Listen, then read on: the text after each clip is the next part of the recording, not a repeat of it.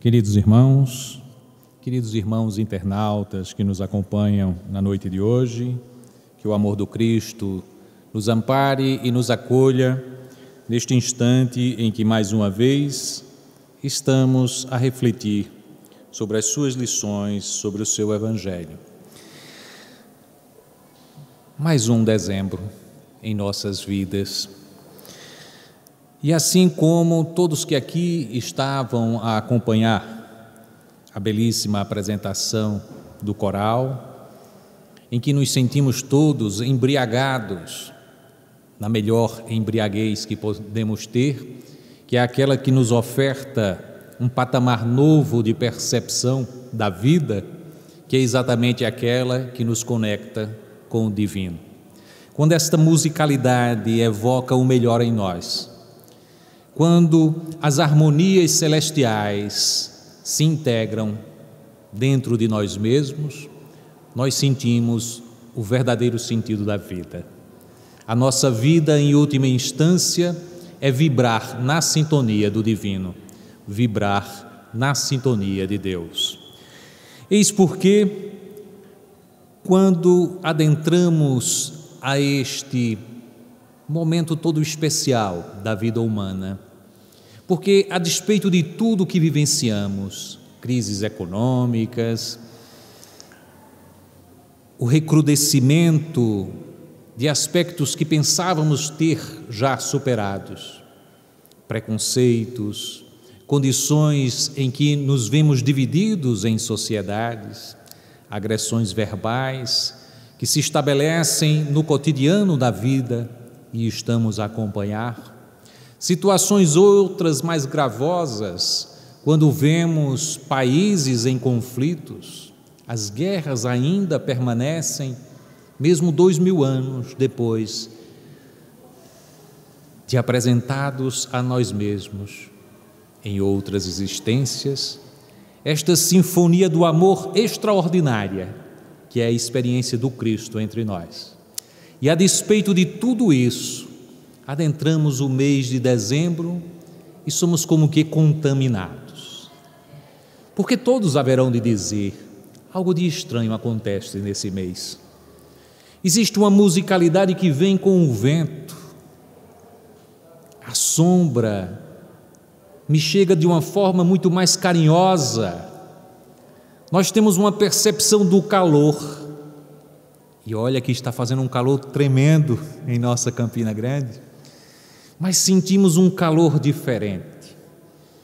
O calor que nos chega é um calor de conforto, e quando percebemos isso, estamos diante da convicção de algo de muito poderoso que nos cerca, e este algo muito poderoso que nos cerca e que é evocado pela lembrança de Jesus é o imenso amor de Deus dirigido a nós mesmos. Esta percepção, portanto, que é trazida neste mês, deve ser para nós uma possibilidade de refletir sobre a nossa existência. O quanto que nós, ao longo dos tempos, estamos ou não nos aproximando desta mensagem poderosa, que é toda ela convite para a nossa renovação, para a renovação de nossas atitudes e para a nossa iluminação. Quando dizemos iluminação, parecemos um sentido um pouco apenas a significar apreender alguns conceitos, não é? Sabendo nós que iluminarmos-nos é nos aproximarmos da luz de Deus. E isto é um conceito completamente novo. Iluminação é aproximação da luz divina, e é por isso mesmo que Emmanuel nos convida a perceber a trajetória humana a partir da visualização de uma trajetória a caminho da luz. Esta é a percepção mais segura que devemos ter da nossa trajetória na Terra. Nós que elaboramos para a nossa vida um roteiro existencial que às vezes tem etapas que fazem parte dos nossos sonhos.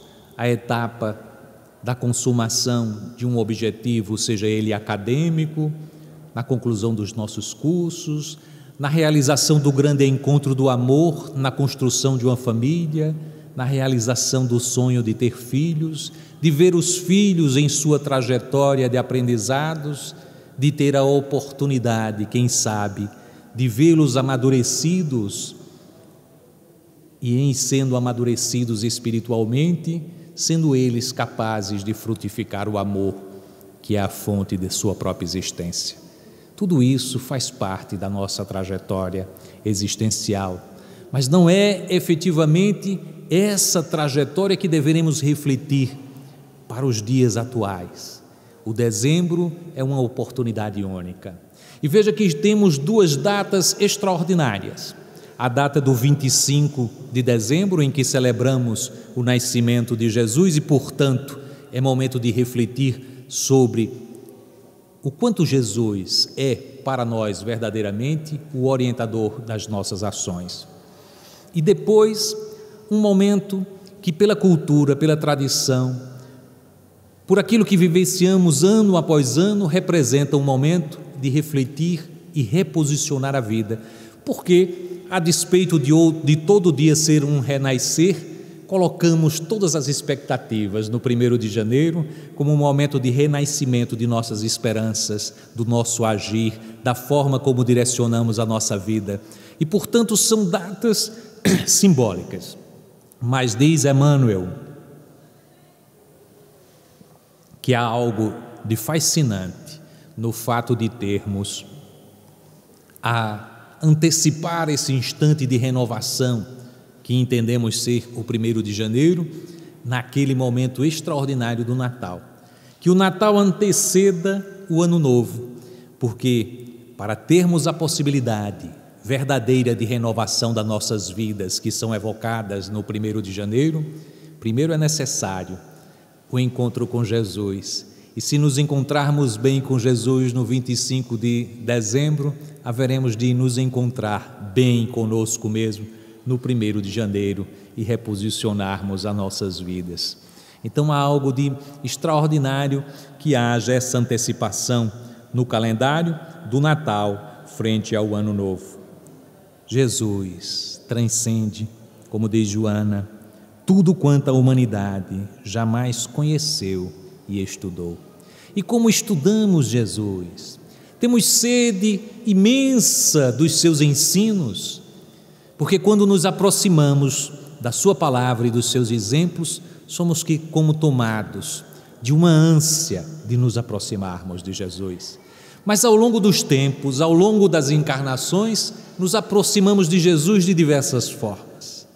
Fomos, em alguns momentos, absolutamente tomados por esta verdade, mas adulteramos essa verdade que Ele veio nos traduzir. E nos apaixonamos por aquilo que o Cristo podia operar em nossas vidas, mas na vida conforme os nossos caprichos, os nossos desejos. E adulteramos o Cristo e construímos um Cristo para nós mesmos, para os nossos interesses. E esse é o primeiro momento de aproximação com Cristo.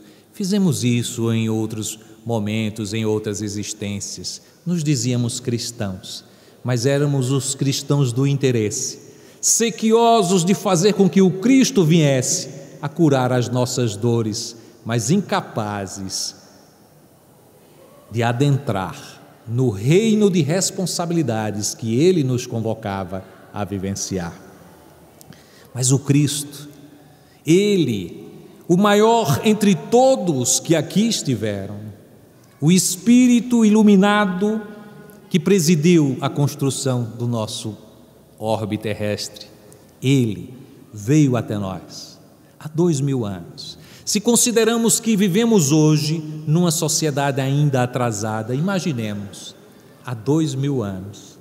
E esse Espírito luminoso, como Ele mesmo nos afirmava, que estava unido ao Pai, veio, por absoluto amor a nós outros, veio ter conosco naquele mundo atrasado, onde imperava a discórdia. Bom, hoje ainda temos muita discórdia, mas imaginemos há 2000 anos. onde imperava a guerra. Bom, até hoje temos guerras, mas imaginemos há 2000 anos, onde existiam preconceitos, como hoje, mas imaginemos há 2000 anos, onde existiam todos os tipos de misérias, e assim como hoje o orgulho, a prepotência, o egoísmo, era o roteiro de vida das pessoas. E este sublime de Deus veio até nós e não escolheu outra forma de vir senão numa gruta humilde, ladeado por um burro, um jumentinho que ali estava, uma vaquinha que ali estava, e a despeito dessa imensa pobreza era ele, o Rei Solar, e estava numa estrebaria, e o seu corpinho foi agasalhado numa manjedoura. Quanta humildade do Cristo de Deus! E da manjedoura à cruz, um roteiro existencial singular, porque nele, a despeito dessa trajetória, a nos ensinar sobre a humildade, a representar a expressão da paz, uma paz diferenciada, uma paz que experimentaram aqueles pastores que nas cercanias ouviram uma musicalidade tal como nós a percebemos neste coro, mas muito mais harmoniosa, porque elas vinham deste encontro do céu com a terra, desta aproximação do céu da terra, louvando a chegada daquele que era esperado, do enviado de Deus. E era aquela musicalidade sublime, conclamando a paz na terra e boa vontade aos homens. Que singular emoção aquela noite de Natal, tão particular, numa humilde gruta, na humildade absoluta de uma manjedoura, o próprio sol se expandia em harmoniosas vibrações a alcançar a todos nós. E prossegue, porque a simples lembrança dessa chegada do Cristo Jesus evoca o melhor de nós mesmos. E somos como que tomados de uma emoção, como se fôssemos nós ali, tal como os pastores humildes, a presenciar a chegada do enviado de Deus. É este o sentido que o Natal nos evoca a perceber que aquele que viveu pobremente numa cidadezinha humilde, era ele, toda a sabedoria do mundo. E uma exemplificação, porque ele vive toda a sua vida na simplicidade da companhia do seu pai carpinteiro. E na simplicidade desta companhia vivenciou quase toda a sua existência. A nos dizer a todos que somos tão convencidos daquilo que já conquistamos do saber, daquilo que já conquistamos com a ciência, de perceber que o maior entre todos, aquele que sabia muito, muito, muito além das nossas percepções de hoje, não adquiriu este conhecimento nas escolas do mundo. Não que as escolas não sejam importantes, o são. Não que o ambiente familiar, o ambiente em comunidade não seja importante para formatar o caráter e o conhecimento. Mas a origem de tudo é de inspiração divina. E ele era divino por excelência. E por isso mesmo nos indica roteiros de aquisição do saber que evoca uma dimensão que não é percebida pelos olhos do mundo, porque a construção do verdadeiro saber tem origem espiritual. Em que pese todos os conhecimentos, nunca se impôs por formalismos verbais, como que a nos dizer nós, que nos habituamos a falar diferente, a dizer as coisas com um certo embuste nas palavras mais digamos assim, difíceis de percepção pelo conjunto da sociedade, para nos distanciarmos. Ele, que era distinto pela moral que possuía, pela elevação espiritual que detinha, se aproximou de nós mesmos e nos sabendo humildes camponeses, e nos sabendo pescadores, e nos sabendo os carpinteiros, e nos sabendo humildes, trazia da nossa vivência, do conhecimento vulgar, as possibilidades de construção de suas sublimes alegorias, com que nos explicava as lições de elevado teor que ele nos trazia. E era por isso que era possível trazer as aves dos céus, as sementes de mostarda, na identificação de construções riquíssimas para a compreensão da verdadeira vida que ele vinha nos apresentar. Era um maestro extraordinário, porque a sua voz transmitia um conhecimento que era tão profundo, vibrava de forma tão sutil no mais íntimo de nós mesmos, que era como se recepcionássemos uma sinfonia inesquecível, e somos embalados por essa sinfonia. Ou não é assim quando ouvimos o Sermão do Monte? Não ficamos como que embriagados, como se estivéssemos a ouvir de fato uma sinfonia, tal como aqui observamos nos cânticos iniciais. E essas palavras nos chegam de forma tão suave e tem uma possibilidade ali, nas suas ondulações, de alterar tão sensivelmente aquilo que é a construção da emoção em cada um, que nos sentimos completamente tomados quando percebemos a riqueza, o valor destas sublimes lições. Era, sem sombra de dúvida, alguém que se fazia puro diante dos impuros, porque nos trazia, nós que éramos os doentes, a cura sem se contaminar. Era ele que nos trazia lições aos indiferentes, aos revoltados, sem nunca se revoltar, sem nunca fazer uso de ignorância, porque não se contaminava com os erros que tínhamos. Era puro e nos levava a pureza, saúde, cura espiritual, sem nada tomar de nós nos nossos erros, mas apontava caminhos, porque era mestre por excelência. Era jovial, cantava em louvor a Deus, sem nunca utilizar-se de nenhum tipo de palavra, de sentido dúbio ou qualquer outro, com que muitos, que mesmo se apresentando cristãos, gostam de se afirmar para de se dizerem os verdadeiros seguidores do Cristo.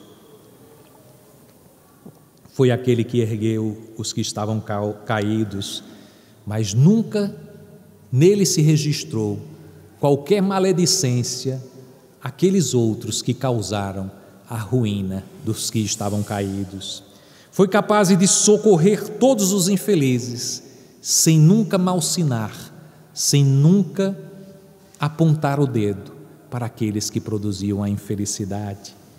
E era assim, e se apresentou assim entre nós, puro por excelência, mestre inesquecível, maestro das grandes sinfonias. A todos apresentou-se como consolador, como perfeito psicólogo, como orientador em todas as situações, mas foi abandonado pelos que se consideravam seus discípulos, foi encanecido, foi supliciado, foi crucificado.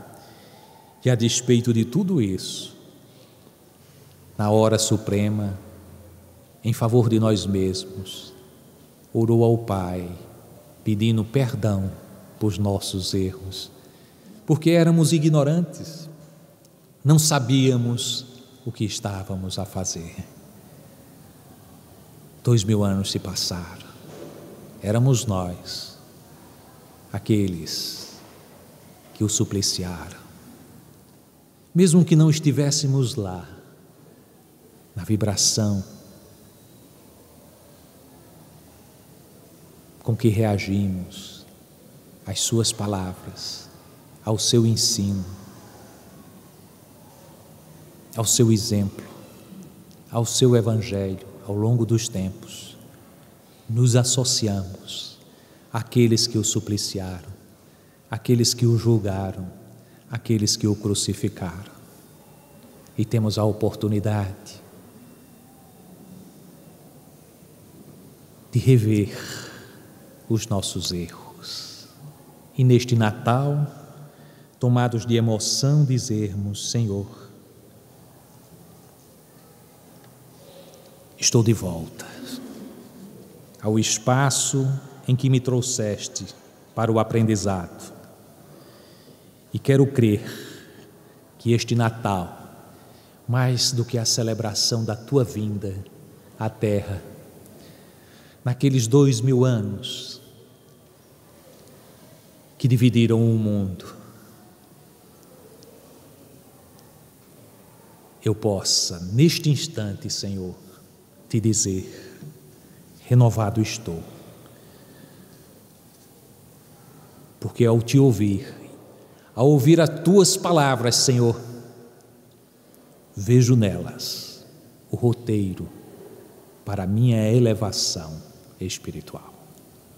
E este é o momento. Este é o momento de que este Natal seja diferente, porque não estaremos a comemorar o nascimento de Jesus. Estaremos a comemorar nascer Jesus dentro de nós. E esse é um nascimento absolutamente diferenciado, porque quando pensamos o Cristo, não identificamos a profunda relação que existe dele conosco. E o imaginamos perfeito, mas numa distância. Precisamos trazê-lo na proximidade que ele nos convocou a viver.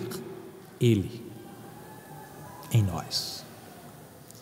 Dizia o Cristo no capítulo 15 do Evangelho de João.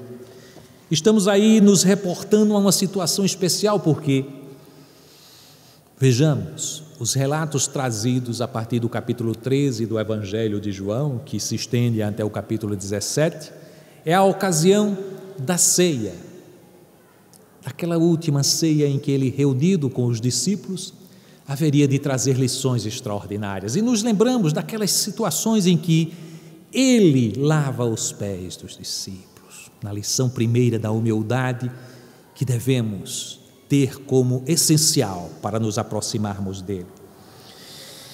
Mas há um instante no capítulo 15 em que ele apresenta o que verdadeiramente deseja de cada um de nós e nos explicita o que é ele para nós e o que devemos ser em relação a ele.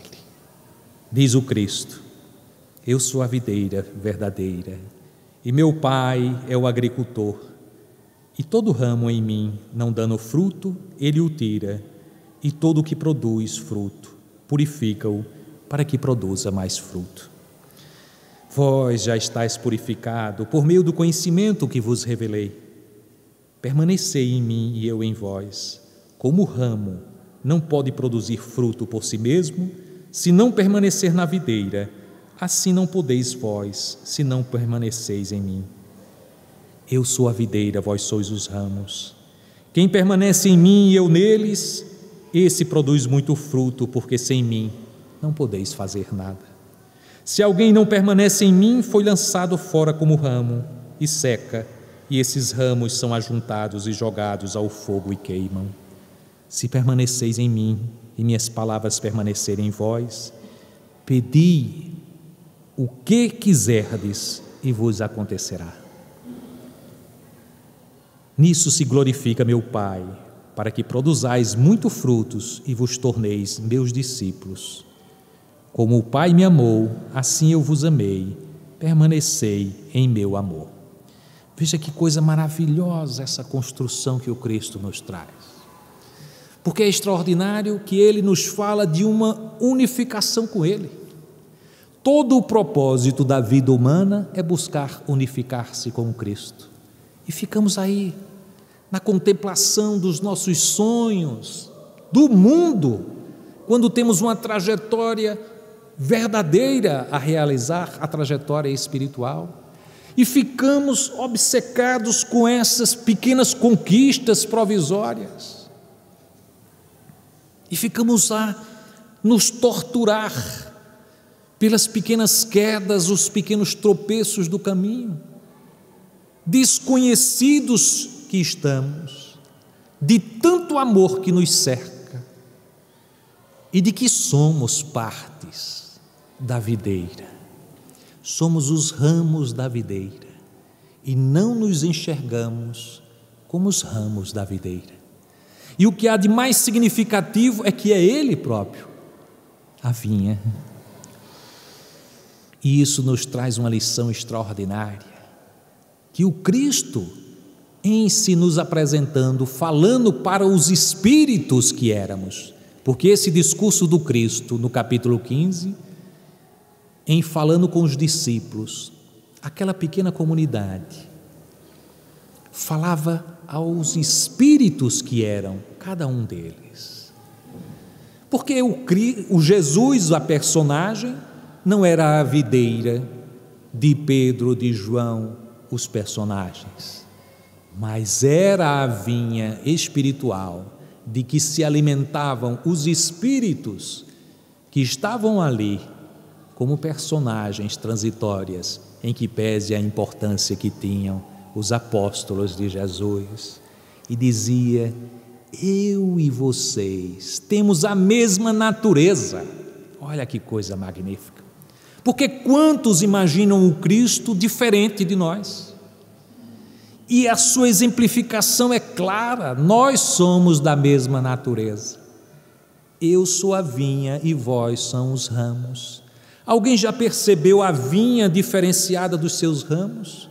Os ramos e a vinha são uma só coisa, da mesma substância. Mas aquele ramo que não consegue perceber a maravilhosa proposta de receber a seiva divina, alimentado por ela, frutificar, seca, e estando seca, é arrancada. Porque aqueles que acompanham a agricultura haverão de saber que o agricultor, muito preocupado em ter bons frutos, haverá de cortar os ramos que não irão prosperar, para dar força e vigor aos ramos que estão pujantes de seiva e com vontade de frutificar, e quando cortam, há o fortalecimento daqueles ramos vigorosos. De forma que o bom agricultor, e ele nos diz que o agricultor é o Pai,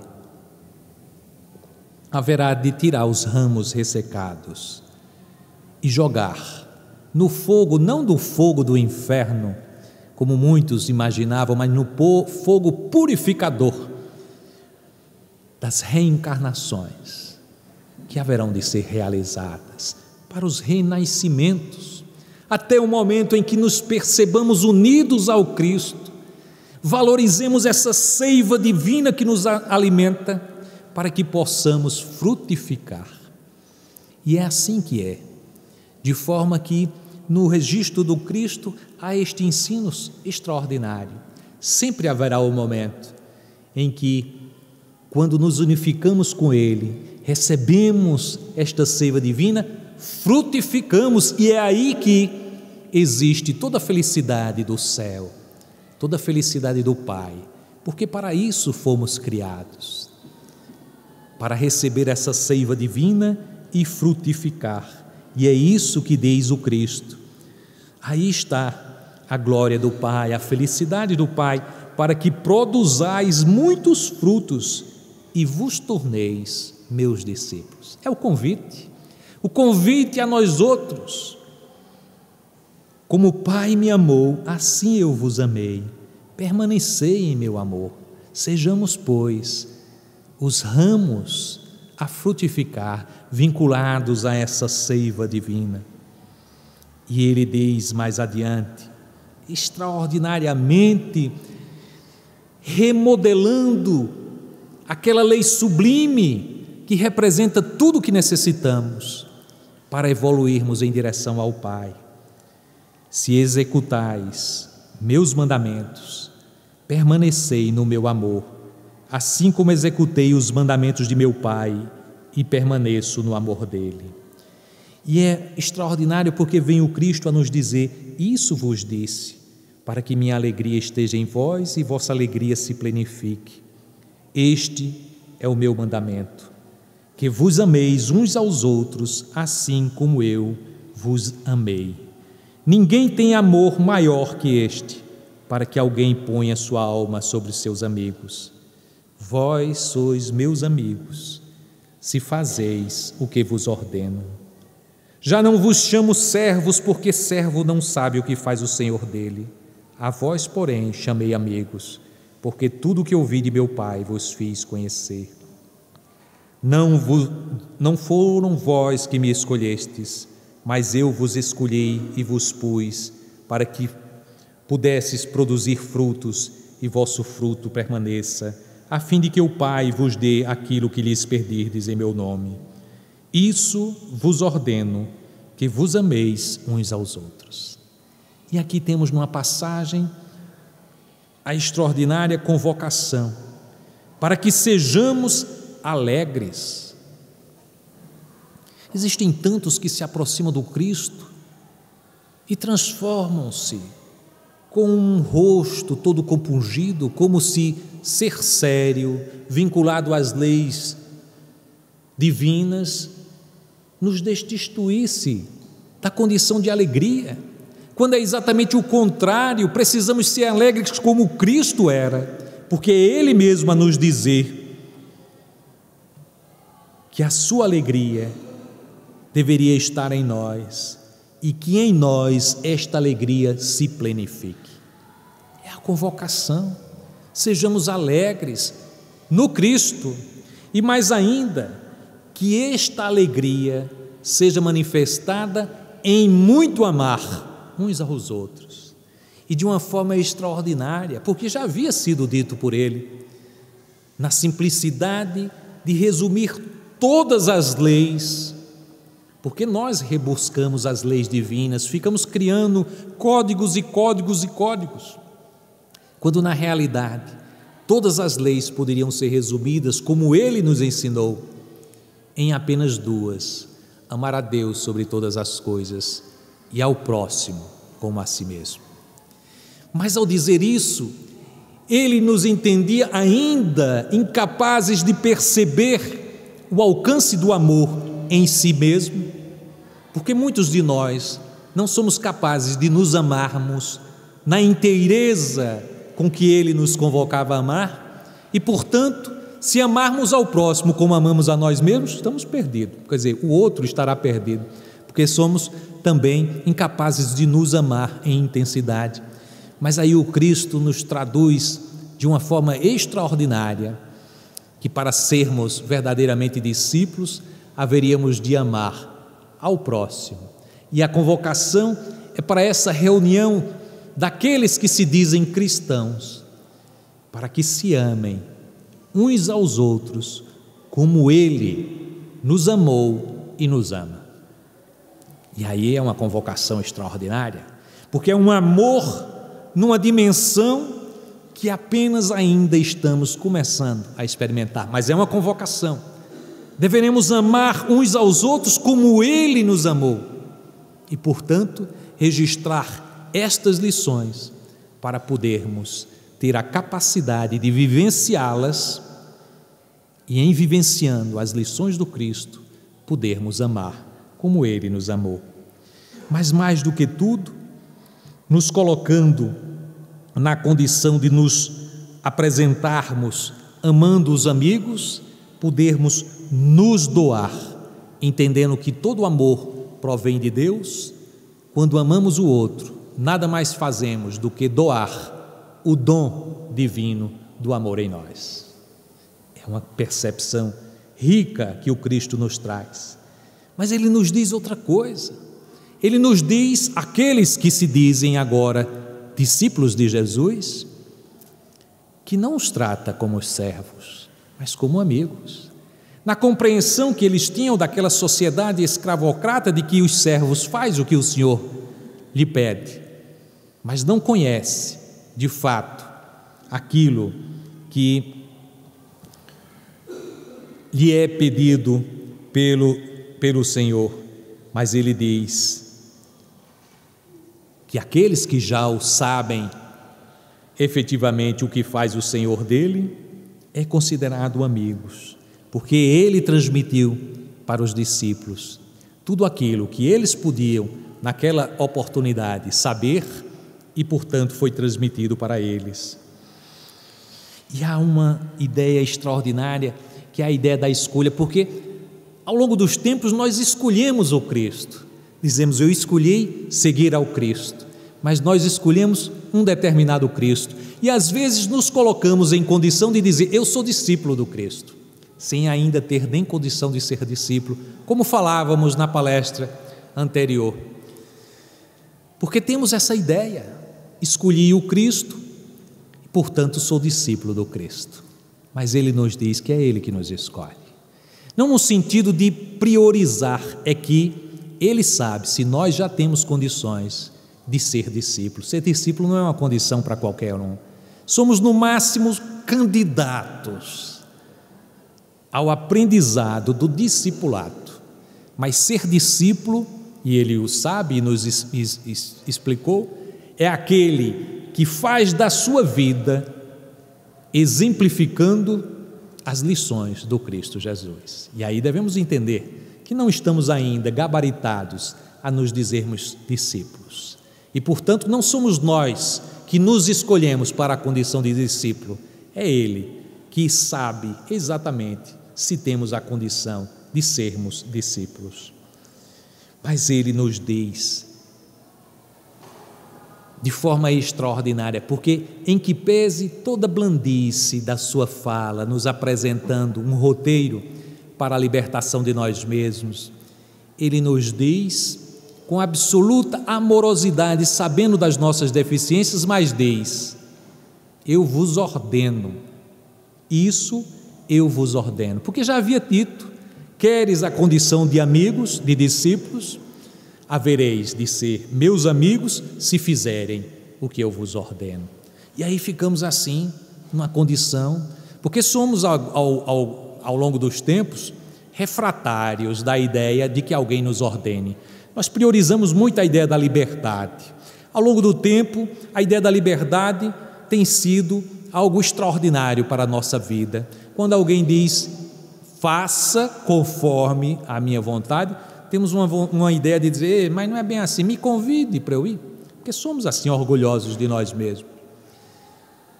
Mas essa é uma ordem diferente.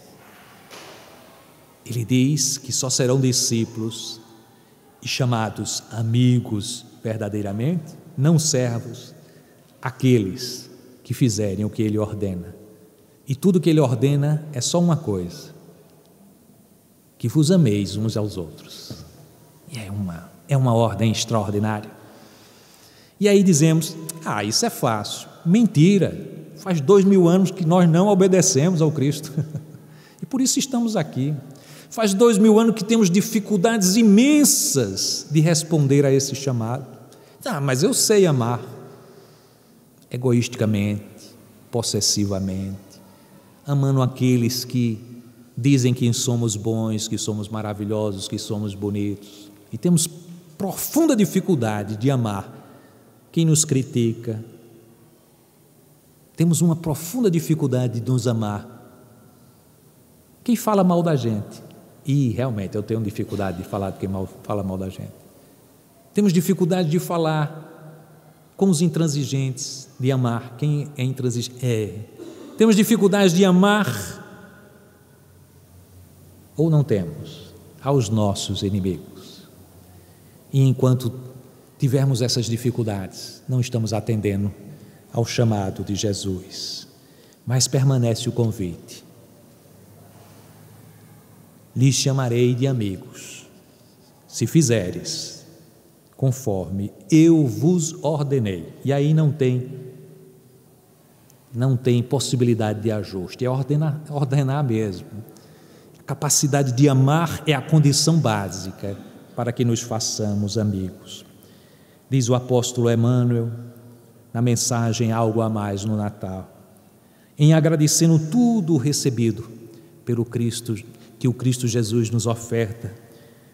Diz ele, agradecido pelo regozijo da fé, pela mensagem do amor, pela alegria no lar, pela esperança, pela confiança no bem, pelo tesouro da paz, tudo isso agradece o apóstolo Emmanuel, mas diz: Senhor, nos permite pedir, e o fazemos com corações voltados para o Teu coração. Nós te suplicamos algo mais. Concede-nos, Senhor, o dom inefável da humildade, para que tenhamos a precisa coragem de seguir os Teus exemplos. Que magnífica construção! Porque, de fato, o primeiro roteiro, e o Cristo nos ensinou isso nas bem-aventuranças, para conseguirmos atender aos chamados dele, é o exercício da humildade. E se neste Natal tivermos como compromisso a conquista da verdadeira humildade em nós, começamos este roteiro de iluminação. Nós temos um grupo de reflexão e de estudos espíritas que nos reunimos sempre quinzenalmente, e ontem estivemos reunidos e recebemos uma mensagem de um espírito que nos acompanha ao longo dos tempos, e eu achei tão bonita. Não vou registrar toda porque não caberia na palestra de hoje, mas ponderando, falando sobre a união de todos nós nos dois planos da vida, nos fazia perceber esses instantes de dezembro, afirmando: queremos, contudo, nesse momento de confraternização entre o nosso mundo e o de vocês, já balsamizados pelas blandices das festividades que no mundo cristão se reportam à chegada do Nazareno à terra, lembrar-lhes do sublime aniversariante. Da manjedoura à cruz, eis Jesus em nosso meio. Lembrem-se dele no Natal. Busquem fazer o Natal para ele, com ele, por ele. E falando sobre a presença dos nossos familiares, em profunda confraternização com nós mesmos, dizia-se: claro que nesses instantes existem as trocas de presentes, existem as confraternizações, tudo isso faz parte das tradições, da cultura, da modernidade, mas diz ele, tanto quanto possível, lembrem-se de presentear os esquecidos, os solitários, os deprimidos, aqueles que se encontram em provas tão diferentes das suas, e sejam vocês emissários dele, na noite em que se comemora no mundo cristão a chegada dele ao planeta. Irmanem-se, renovem-se e partilhem o amor em doação constante. A vida na terra é breve espaço entre o berço e o túmulo. Da manjedoura à cruz, eis Jesus, que nos permite a vida em plenitude. E mais adiante, em nos falando amorosamente ao coração, nos abraçando a todos, dizia: da alegria de nos ver trilhar os caminhos iniciais de nossa evolução espiritual. Dizia: estamos profundamente agradecidos a todos que trabalham junto a vocês neste grupo e auxiliando cada um em sua jornada, para imaginarmos toda a programação espiritual que nos acompanha, a cada um de nós. E dizia: gratidão, doação, abnegação e caridade sejam as palavras presentes na vida de cada um.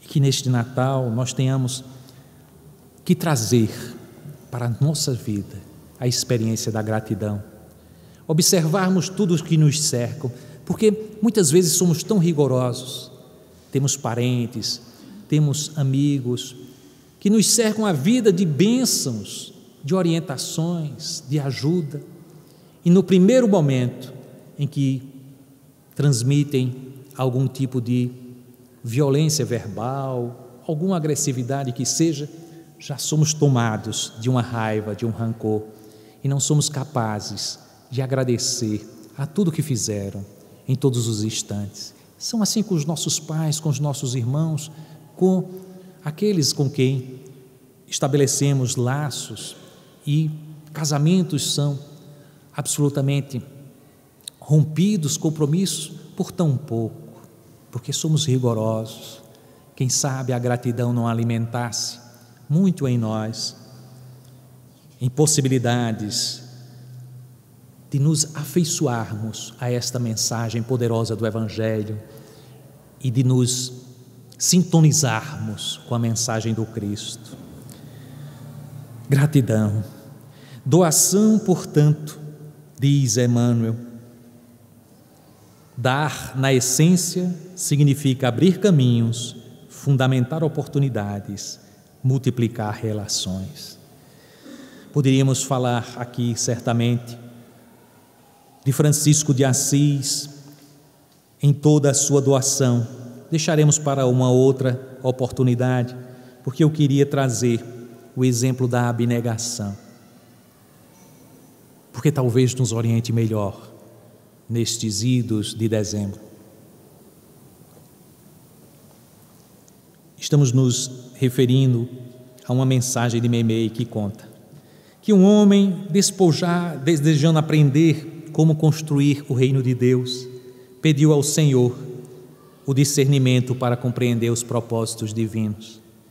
E aí ela encontra com o vento que cantava, e aí se aproximou do vento e o vento lhe disse: Deus mandou que eu ajudasse as sementeiras e varresse os caminhos, mas eu gosto também de cantar, embalando os doentes e as criancinhas. Olha que coisa maravilhosa.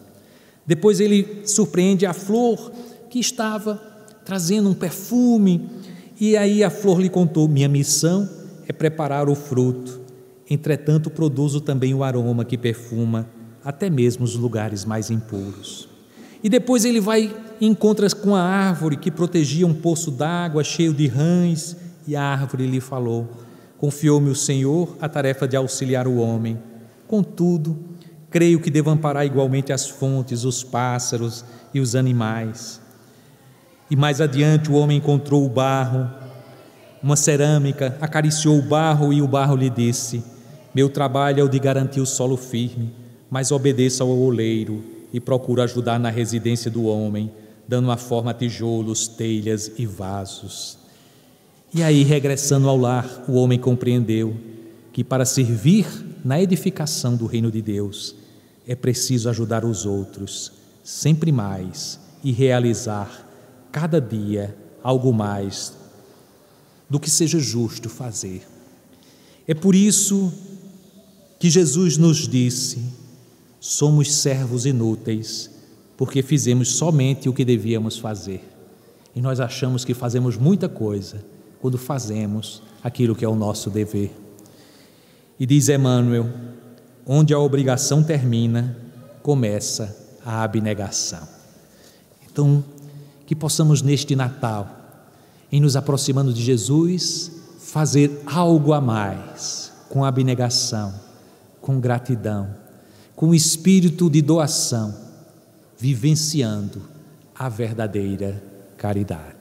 Bênçãos e luz a todos os lares aqui representados, nos dois planos da vida, nesta assembleia de amores que aqui se confraternizam, porque acho que todos estão ouvindo. Do céu vem a sinfonia, paz na terra, boa vontade aos homens. Assim seja.